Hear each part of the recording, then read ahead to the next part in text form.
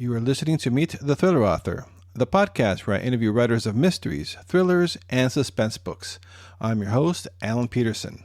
And today is very different. It's the first time I'm doing this because I won't be having a new episode for you this week. With today being December 7th, and it's the 80th anniversary of the Pearl Harbor attack.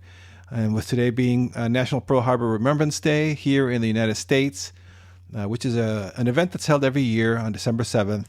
And that's when Pearl Harbor survivors, veterans, and visitors from all over the world come together to honor and remember the 2,403 service members and civilians who were killed during the Japanese attack on Pearl Harbor on December 7th, 1941. A further 1,178 people were injured in the attack, which permanently sank two U.S. Navy battleships, the USS Arizona and the USS Utah, and destroyed 188 aircraft. So the events in that day in Pearl Harbor, of course, pushed the United States into the Second World War. So I thought it would be cool for me to replay my interview from last year, from May of 2020, with Glenn Dyer, who has a marvelous historical spy thriller series, which is set during World War II. And so I'm bringing that interview to you again for this week. But just to reiterate, this is not a new interview. It's a replay for my interview with Glenn from last year for episode number 103. So with that out of the way, I'll be back next week with a new interview. But for this week, enjoy this replay of my interview with Glenn Dyer. All right, take care. Yesterday, December 7th, 1941, a date which will live in infamy. You are listening to Meet the Thriller Author, the podcast where I interview writers of mysteries, thrillers, and suspense books. I am your host, Alan Peterson, and this is episode number 103. In this episode of the podcast, we'll be meeting Glenn Dyer, who writes historical thrillers set during World War II.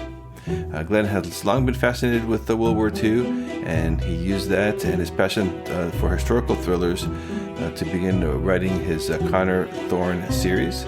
The Torch Betrayal was the first book in that series, and the Ultra Betrayal was published on June 9th. I was very excited to talk to Glenn. I've been a lot fascinated with World War II myself, especially with the OSS, the precursor to the CIA, which features prominently in his books. And so we'll be talking to Glenn about that and a whole lot more. So stay tuned for my interview with Glenn Dyer coming right up. And I'd like to ask you to please remember to rate and review this podcast wherever it is you're listening to it, wherever it is you're subscribed. Helps me get the word out by if you take some time to rate it and review it. So I appreciate you helping me get the word out about the podcast. For show notes and other interviews, make sure to check out the website at thrillerauthors.com. Okay, here is my interview with Glenn Dyer.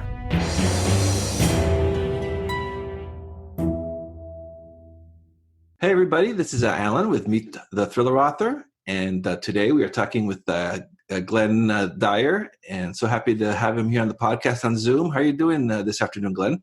I am doing fine, Alan. I'm very grateful, and can't believe I'm actually talking to you. You've had some pretty high power authors on your podcast that I've enjoyed listening to, and I'm very happy, thrilled, and humbled to be amongst them. So thanks for having me.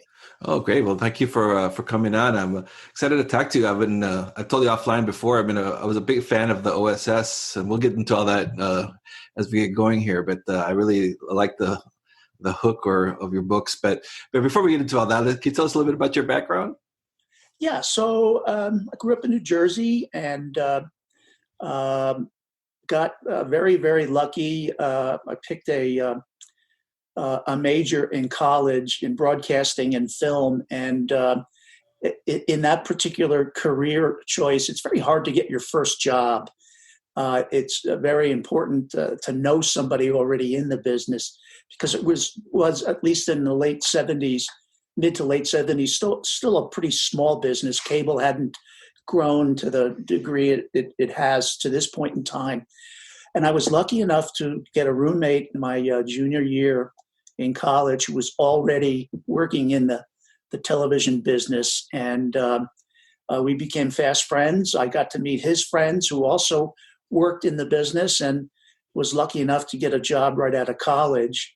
And I stayed in the broadcasting business for about 37 years. It moved me and my family around from Massachusetts to Utah to Dallas, Fort Worth, to Washington, D.C., to Denver, and then back to Utah. So the moving was tough, but, it was something you had to do in order to grow within the business. And then I always had an interest in writing, going back to my senior year in high school, and dabbled in it during my broadcasting career, but never worked at it on a full-time basis. Was always distracted by my career and raising a family, and I guess I just wasn't disciplined enough during those years. But when I did take an early retirement and we came back out here to Park City, Utah, it was one of those moments where it was put up or shut up, and I decided to, follow through and at least crank out a draft, a full manuscript draft of an idea that I had been working on and off for a number of years. And so that got things going. And I took, there's so much advice out there about not just how you write a novel, but also, the publishing business. And I read early on that it would make a great deal of sense if you wrote a series. One book sort of helps the sales of the next book and so on. So I came up with a set of characters, and I based those characters during a time of history that I had a great interest in since I was a young kid growing up in New Jersey, and that was World War II. And I figured out that, the OSS had a bunch of extremely colorful characters in it, led by a very colorful character in William Donovan. And so it was, from there, things kind of came together.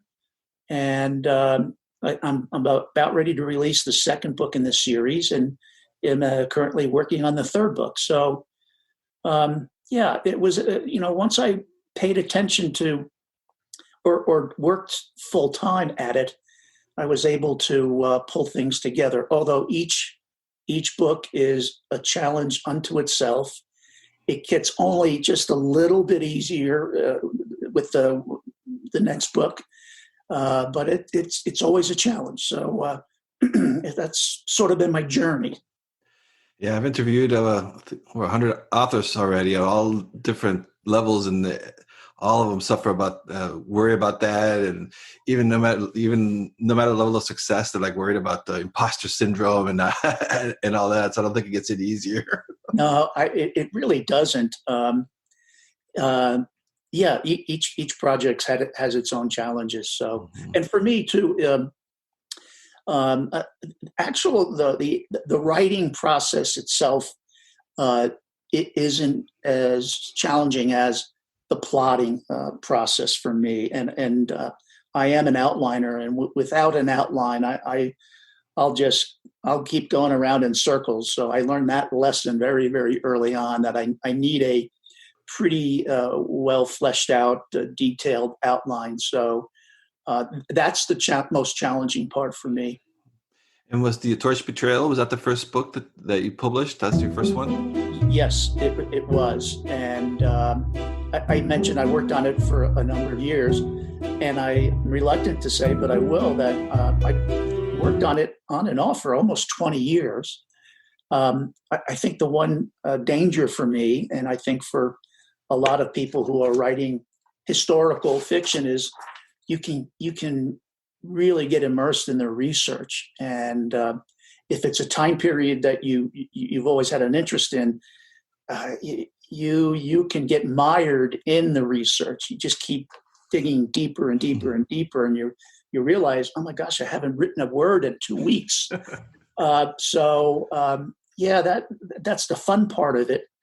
But I've gotten more disciplined about that. With my last book, I did as much research as I felt was necessary to help tell a compelling and believable story. And then if there was something I want to go back after, out of pleasure, I can always do that. So. And that's the second book is coming out in June, right? That's the Ultra Betrayal. Yes. Yeah. So can you tell us a little bit about that story and tell us about the Connor Thorne? Yeah. So, like the first book, I thought it would be interesting if the premise of the story for the first book, second book, and the third book was inspired by some historical event, some mystery, some questionable situation that maybe the end result wasn't reported. And I thought that would sort of be a nice leaping off point to build a story around. So in book one, I read about a document that was going to be a part of General Eisenhower's wartime diary. And this document had the key directives for Operation Torch.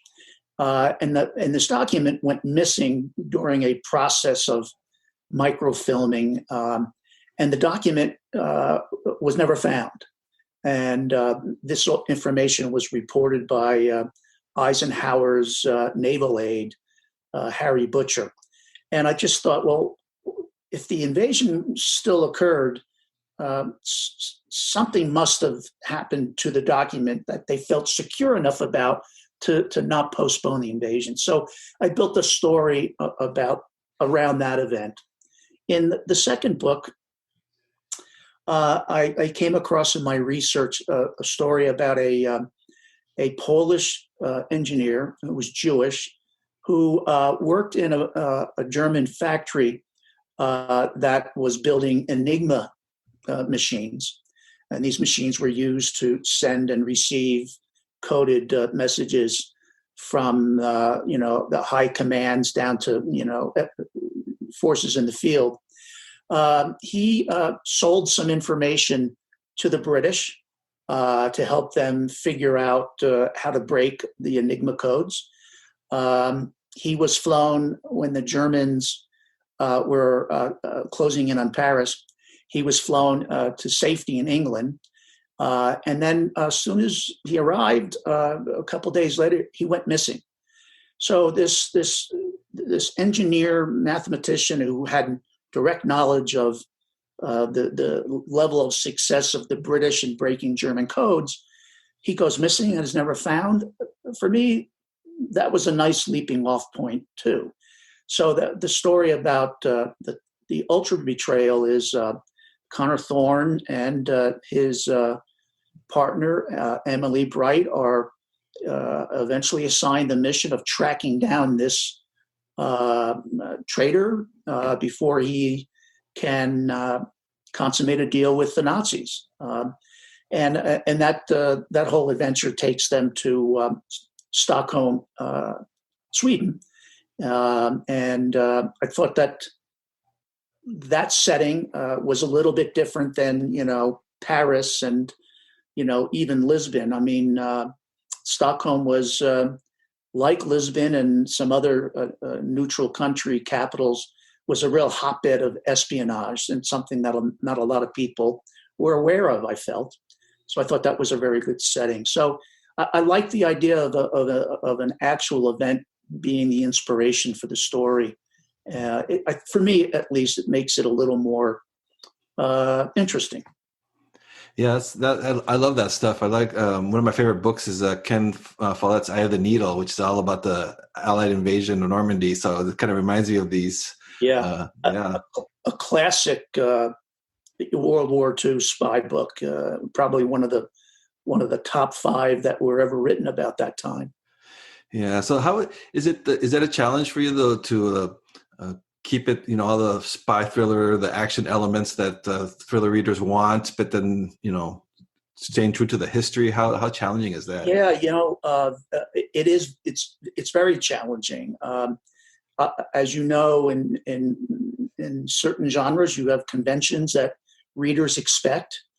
And then when you layer on the fact that the thriller takes place in a historical environment, there's certain things that readers will accept, and certain things that as soon as they stumble across them, and if they're not right, they put the book down. So you do have to be careful.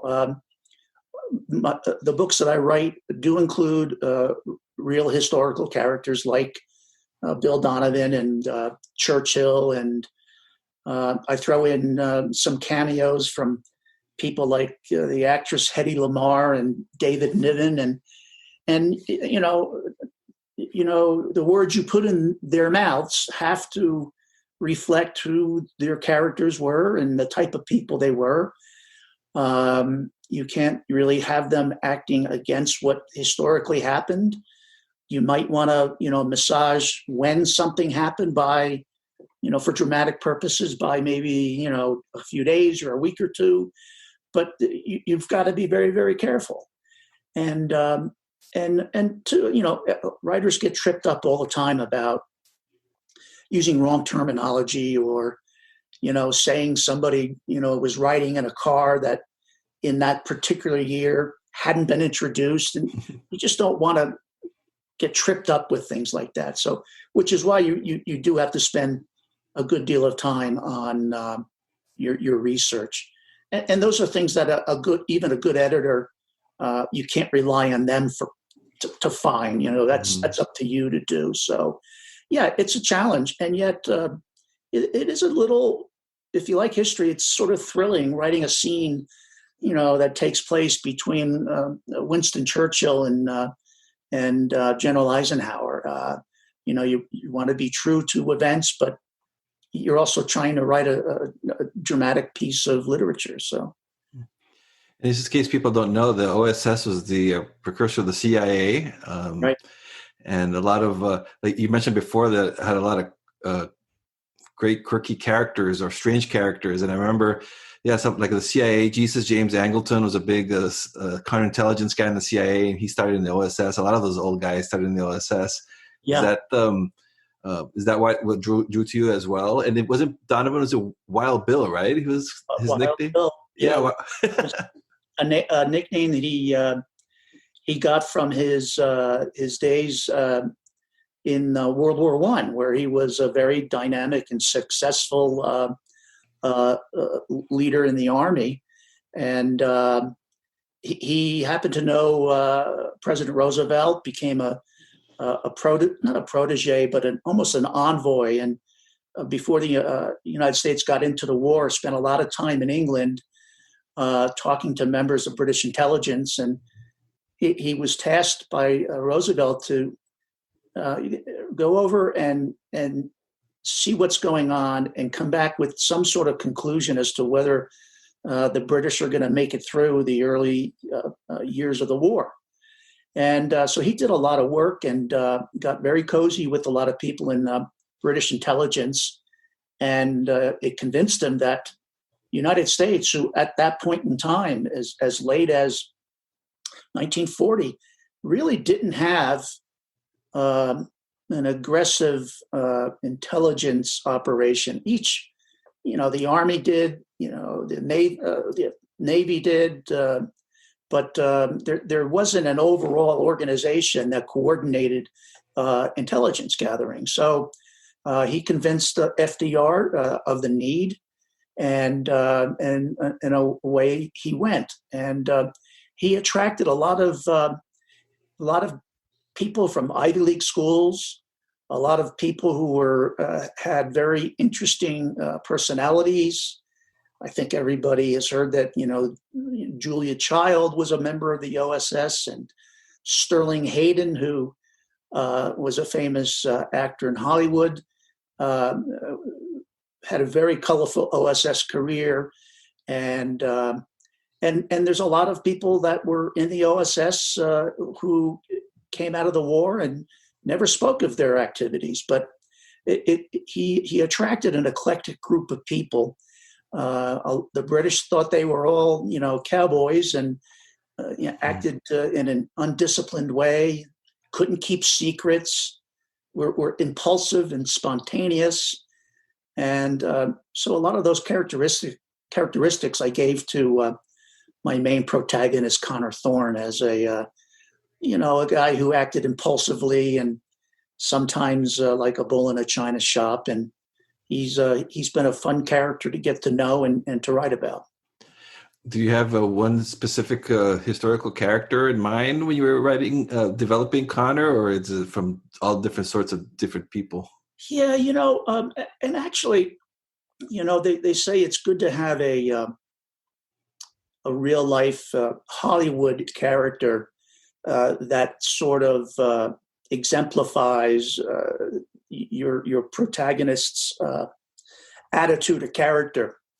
So, it has nothing to do with World War II, the OSS, but the actor Chris Pine, who played a young Captain Kirk in the Star Wars movies, no, not Star Wars, Star Trek movies, acted very impulsively, didn't follow orders, thought he knew what was right, did a lot of things from his gut, was able to lead and convince others to follow him.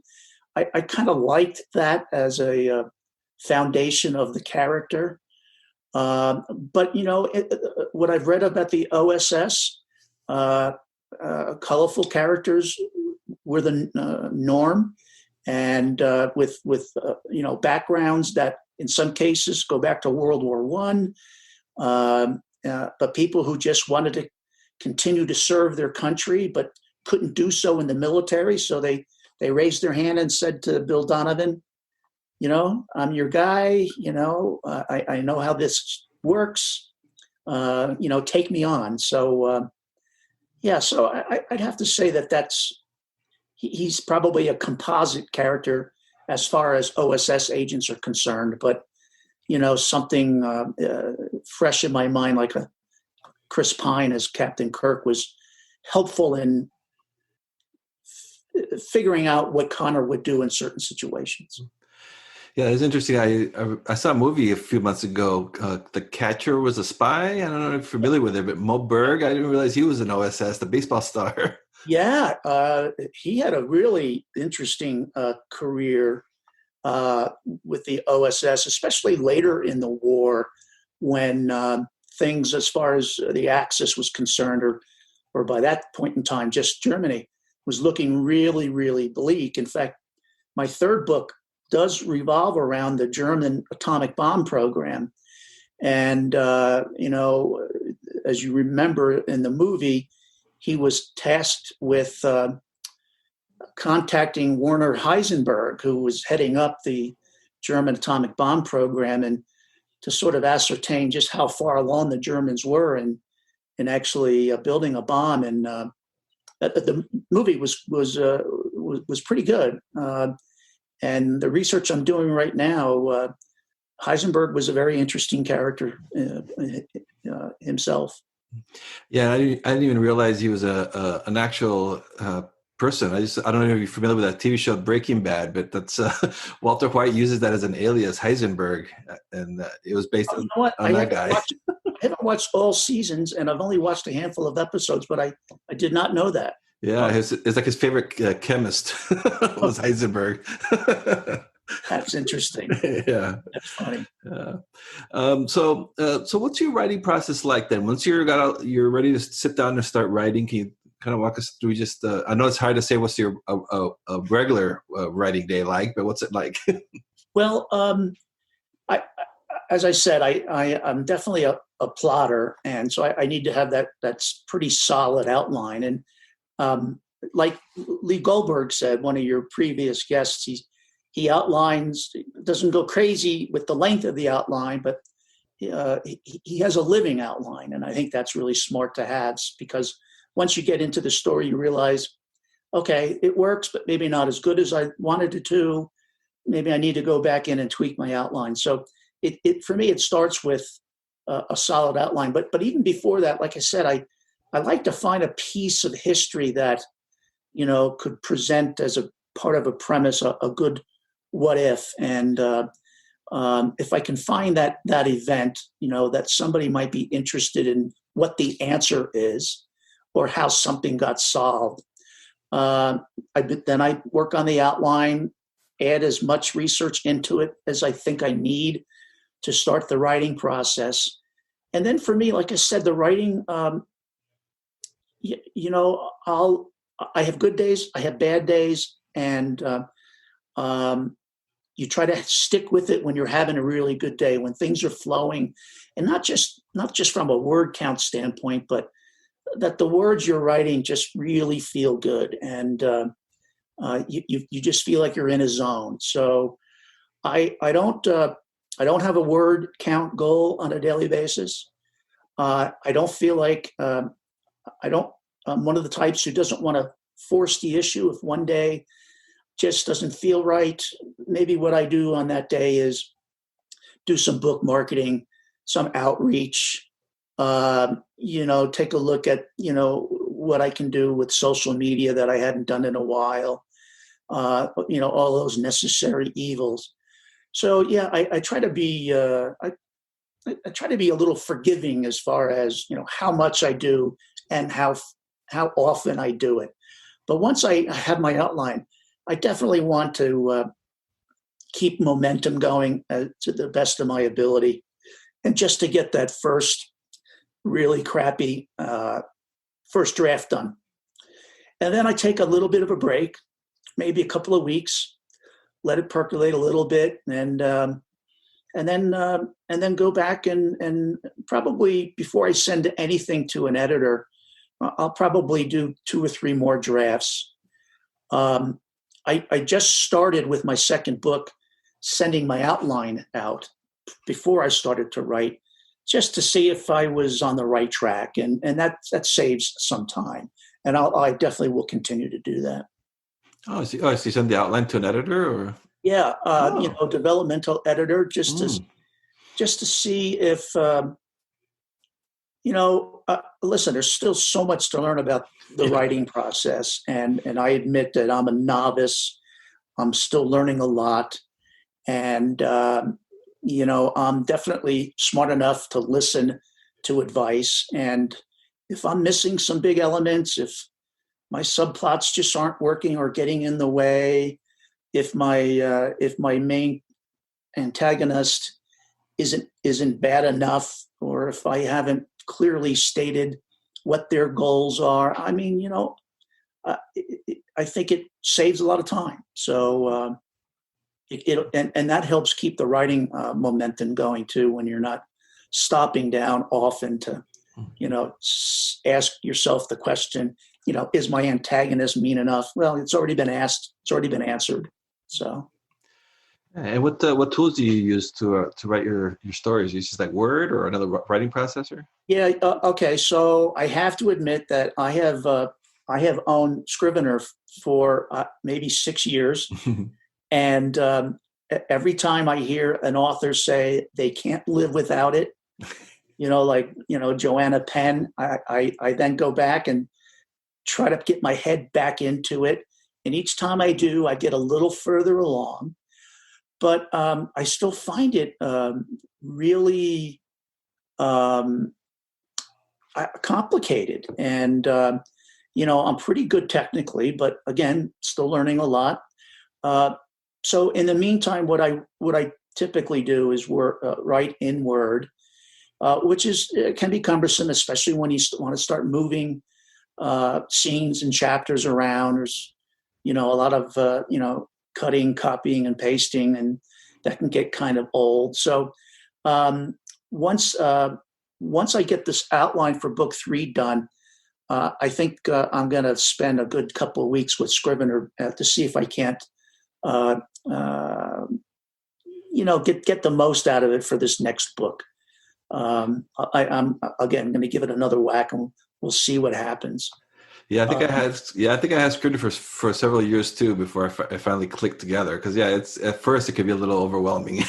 Yeah. So, but the new release, I've taken some tutorials.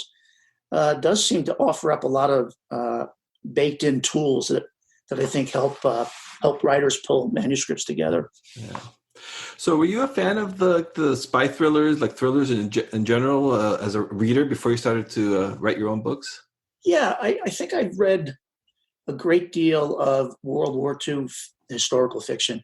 I have read a ton of W.E.B. Griffin books. Mhm. He's got, a couple of series based in World War II, but, other series based on, Vietnam and CIA and so on. I think that one of the first books that I read that I just got so interested in was Herman Wouk's book, The Winds of War and War and Remembrance. I think, you know, he evoked, the setting of before the United States got into the war, but what people living in Italy before the war started, but what life was like. And one of the things that interested me about World War II is that it was such a catastrophic, tumultuous event that impacted so many people, either directly or indirectly. Uh, Unfortunately, much like the COVID crisis is doing right now, with gratefully not as much loss of life, but the fact that it was in some ways a romantic time, a time that people harken back to as the good old days, even though there was a lot of terror attached to it. But some of those books for me evoked a time that I could could immerse myself in and sort of get lost in. And I think for a long time I've always wanted to write a book that could take somebody back and make them really feel what it was like to live through that period of time of uncertainty, of great loss, of deprivation. It just still boggles my mind the amount of countries, the loss of life, the amount of destruction. I've read a lot of books, and both. And by the way, not just fiction, but nonfiction too. There's some great books out there that really get down into the weeds as far as what happened and why things happened, and so on. So, Yeah, I think that's great too that you're keeping up that history alive, because I would imagine that I believe most of the what was that now? So we were talking about 70, 80 years ago that this happened, and I'm sure a yep, lot of the OSS agents are probably are starting to die off now. Probably not too many of them left yep, now. you're right. You're right. One of the things that I do, and I sort of have taken this cue from Steve Berry, who writes the Cotton Malone series. His books are deeply immersed in historical phenomena and events and things, historical mysteries. And one of the things that he does, besides writing great thrillers, is at the back of his book, he'll explain things, the historical background of certain things, what was real, what he might have played with dramatically. Excuse me. And I learn a lot from that section, his author notes. And I've done that with my first two books, and just to let people know, where did I play with things dramatically, maybe going into greater detail about something I mentioned briefly in the book, giving readers titles of books I used in my research that if they were interested might want to go back and read about. And I think that I'd like to think that's helpful in keeping the history of that event fresh for people. Yeah, and I also noticed you got a great blurb from Steve Berry. That's Yeah, for your on book. book one and book two. And I was very pleased to get a really nice blurb from Jack Carr, who's pretty hot right now as a thriller writer. His third book was just became a bestseller, a New York Times bestseller. So really pleased that he liked what he read. So what's next then for you? You say you're working on the third book. What's next for you and Connor? Yeah, as I said, I've been doing research on the German atomic program, but the idea germinated from some piece of research that I stumbled upon. There was an Italian physicist who was apparently an extremely brilliant theoretician who, in 1938, went missing, and his body it was never found. A lot of people think he attempted suicide while on a ship going from Palermo to Naples, and so he disappeared. And speaking of Werner Heisenberg, the two of them were very, very close friends. So I'm going to build a story about what happened to this Italian physicist, and it will involve Heisenberg and the Germans needing some help with their program, and discovering that this physicist is still alive, and I think I'm going to have him hiding in a monastery somewhere. So, Connor, OSS finds out about it, and Connor is put in charge of tracking down the physicist before the Germans can, and it's sort of a race against the clock. So I've been doing a lot of research on the physicist. His name is Ettore Majorana, and he even Enrico Fermi said he was as brilliant as Galileo and Newton. So he was quite an interesting man. So that's what I'm doing, researching right now, and hope to be deep in the writing process in maybe another 4 weeks. So we'll see. Awesome. And so the second book, the Ultra Betrayal, that's out in June. June 9th. It's available for pre-order right now. But yeah, June 9th. I'm a few months behind because the edit process took a little longer than I anticipated, but finally the date's around the corner. Great. Yeah, looking forward to it. And so before I let you go, I always ask my guests any advice for aspiring writers that are watching or listening to this? Well, first of all, I would say if you harbor a desire to write a novel, don't wait until you're 60 years old like I was. It doesn't give you much time to crank out a 10 book series.